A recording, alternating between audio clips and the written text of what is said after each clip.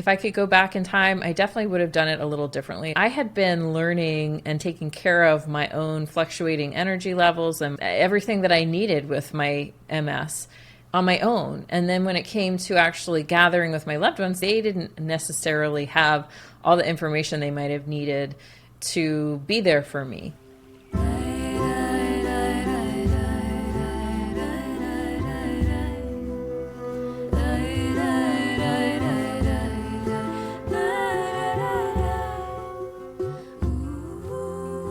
It is pretty much the holiday season, and for those of us living with chronic illness and health challenges, it can bring up a lot of wanting to keep up with people in our families who may not have health challenges, or keep up with loved ones who don't quite have the same stuff to navigate as we do. And it can also be a season where we feel some anxiety or anticipation or sadness around the fact that we can't show up the way that we wish we could if we weren't dealing with our health challenges. So I want to tell you, I've been there. I've been doing this for a decade with my multiple sclerosis. I am very lucky to have loved ones who are quite understanding. But over the course of the past decade, I've been working with people in my psychotherapy practice. I've been interviewing people on this podcast. I've been spending time with friends and loved ones who also navigate health challenges. And I want to share some of the insights that I've gathered along the way to help your holiday season feel like it's yours, and to feel like you're not a spectator or an outsider, and that you can actually co-create something really lovely with the people that you love. So let's get started. So one mistake that I think a lot of us make, including me, is I have in the past forgotten to, or just chosen not to, actually ask my loved ones for what I need. And what that can look like is, especially back at the beginning with my MS, is that I just imagined that things would be good enough or okay, or I could just go with the flow, and that we would all figure it out, which I think to some extent, that's a lovely expectation, is that we'll all figure it out together. And then at the same time, if I could go back in time, I definitely would have done it a little differently, especially for the first few holiday seasons that I spent with my family. I had been learning and taking care of my own fluctuating energy levels and everything that I needed with my MS on my own. And then when it came to actually gathering with my loved ones, they were kind of used to the me that was spending holidays with them in the past, and they didn't necessarily have all the information they might have needed to be there for me. And, you know, I had a few relatives who I'm very close with, who I would talk to all the time, and I think those people felt a little more prepared.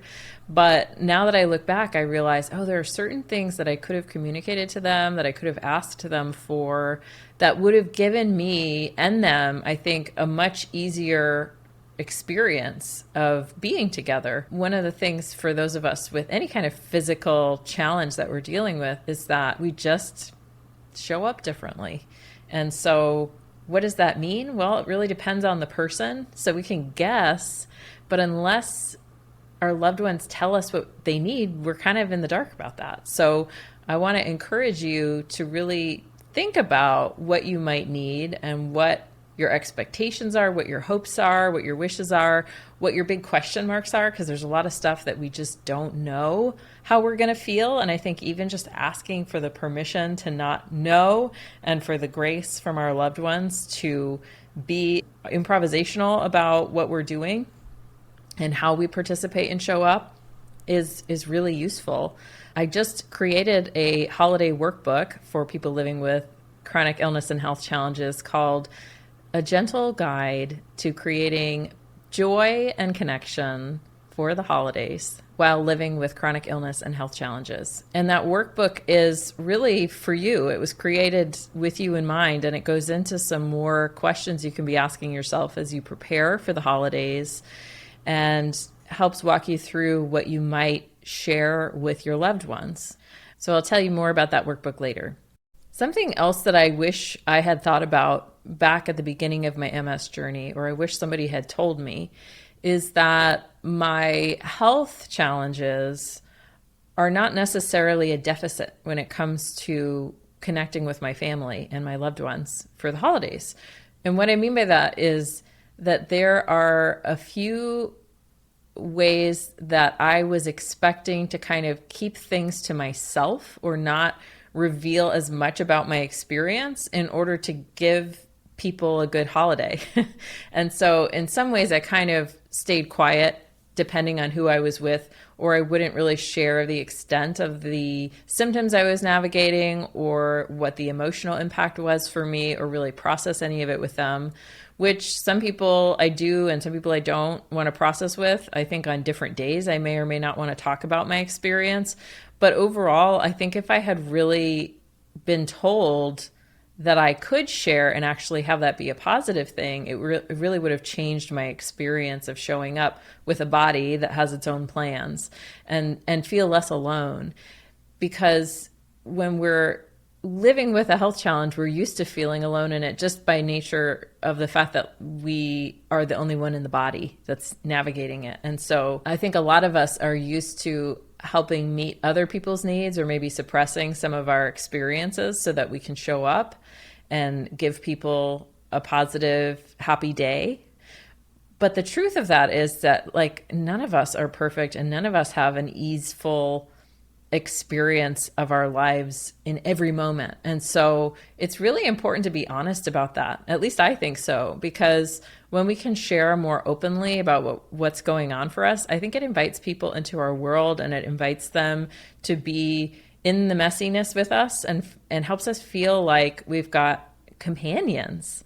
I think people often want to know what's going on for us, even if it's not easy or convenient. I think that's part of where connection happens, is when we can actually give people an inside look at what's going on for us. So I would encourage you to consider the possibility that connection might actually come from talking about our chronic illness or giving people an inside look at what it's like for us, versus keeping it to ourselves and feeling more alone.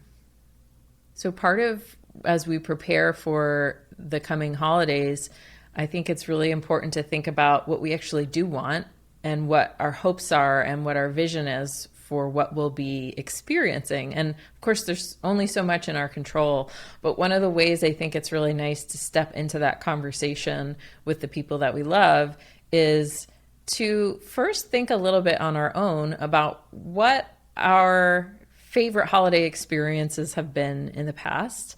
And so that way we get a sense of the felt experience. What is some people talk about the magic of this season, or the feeling of warmth and connection, whatever it is that feels important to you when it comes to the holidays. There might be certain mental images that come to mind, little scenes from the past that play out for you. To really think about those things and have those good feelings and begin with that excitement in your own self. Even if we are dealing with health challenges that are super unenjoyable, we still get to have joy. We still get to have access to some of our wishes and have some help from people in our lives who want to make the holidays special for us too. So just start getting to know what it is that you love about the holidays and really anchoring that in yourself so that you can make plans for how to talk to your loved ones and for how to participate. So another thing I wish I had done in the past is, in addition to just letting my family know what my needs were with my body, with my MS, with my symptoms, my fluctuating energy levels, I really could have used someone to tell me, hey, not only can you tell your loved ones what you need, but you can actually invite them into the process of being in the unknown with you ahead of time. So part of what that could look like is that you say, hey, would you be a brainstorm buddy for me? I'm really feeling anxious about how I will participate in going out to this community event this year, when in the years past, I used to be really active and maybe I would be out on the dance floor and I would be chatting with people and showing up full energy. Whereas now I don't even know if I could be in that environment for an hour.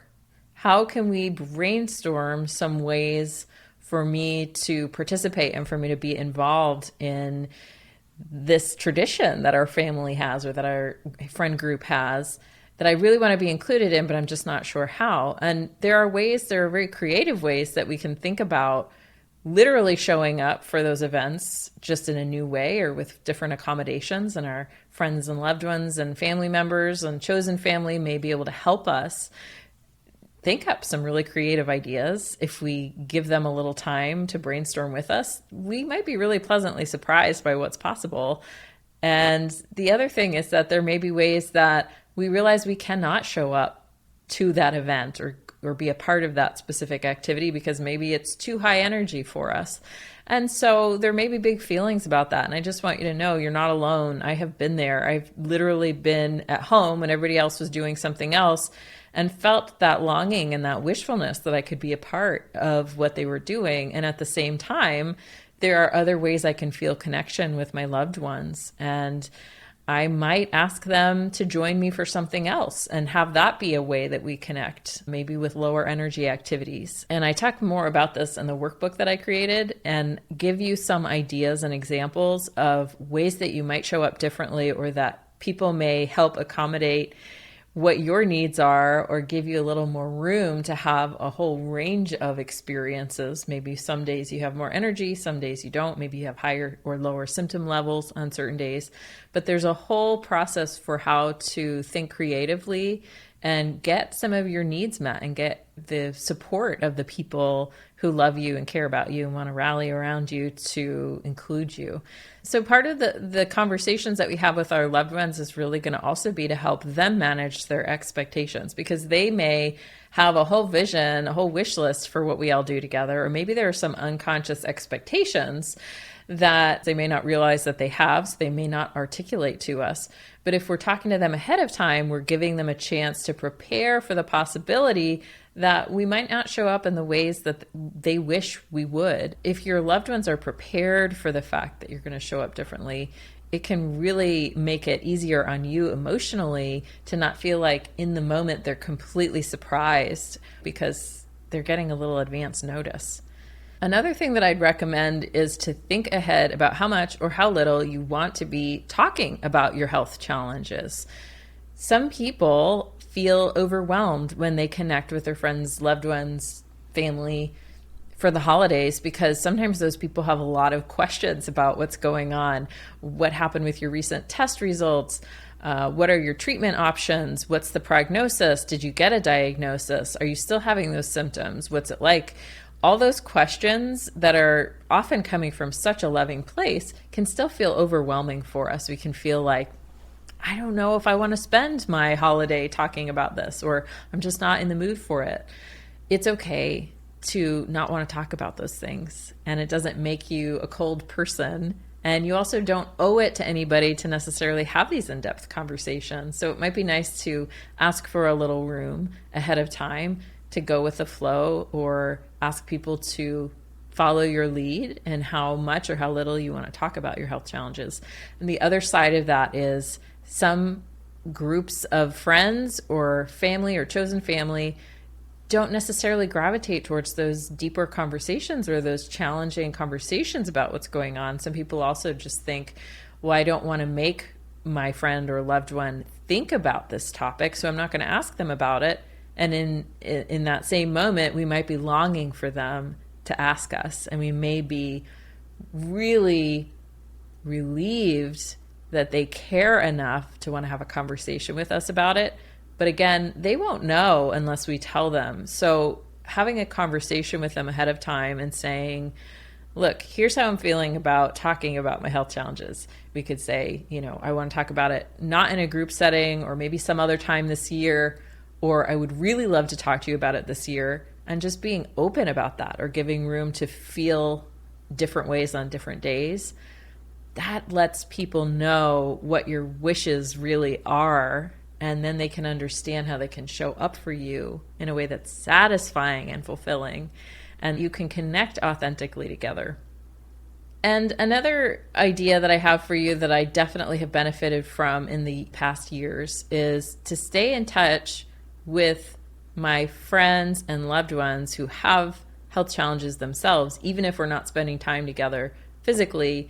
that maybe each of us is having our own experience with our loved ones, and we'll have each other as like text buddies or as just people that we can make a phone call to or share a funny meme with, or just generally know that they're there if we need them, and vice versa. Because we really benefit from having our experience mirrored back to us by others who know what it's like.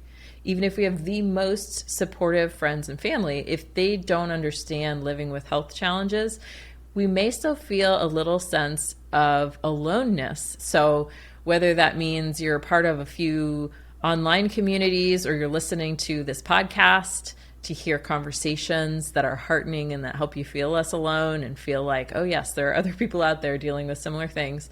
Or if you have a few friends who you want to have a group text with or share video chats or phone calls during the holidays, all of that is important throughout the year. But I think it's even more important during the holidays because it is a time of a lot of emotional challenge for many of us. And it's also a time that's different from the rest of the year for many of us because we're converging with people who we may not have seen in a while and could really use that extra support from the folks who really know us and have been in touch with us around these health challenges or chronic conditions that we're living with. So the last thing I want to say before we all go off on our separate holiday adventures is that just being in the room with you is significant. And what I mean by that is you may have a ton of symptoms. You may have a bad mood sometimes. You might not feel like your full self. You might just be dealing with not feeling up for quite the social interaction that you used to or that you wish you could be up for. Just know that that's okay. The people who love you just want to be around you. So keep that in mind. Even if you've got people who care about you and maybe they don't quite understand how to show up for you, or maybe they're feeling their own emotions, the people who love you just want to be around you and just want to have you in their lives. I hope that you enjoy the connections with the people that you care about this holiday season. And I want you to know that you're not alone, because I too will be going through holiday ups and downs, just like pretty much I think everybody listening to this episode. If you're interested in exploring some more of the preparation for the holidays and also the navigating of ups and downs of energy levels and symptoms and participation, I want to invite you to check out the workbook that I created called A Gentle Guide to Joy and Connection for the Holidays While Living with Chronic Illness and Health Challenges.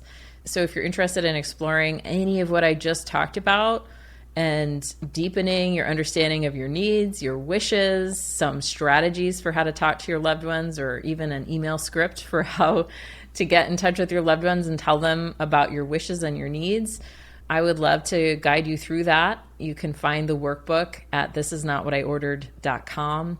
I hope that you enjoy doing the exercises in this workbook. They're very gentle. They're very expansive. I've gotten a lot of feedback on this workbook that people get warm fuzzies doing some of the exercises in there, that it's a very grounded, loving approach to the holiday. So I hope that it helps you prepare for and be a part of an imperfect holiday season with the people that you care about, and stay in touch with yourself and your needs.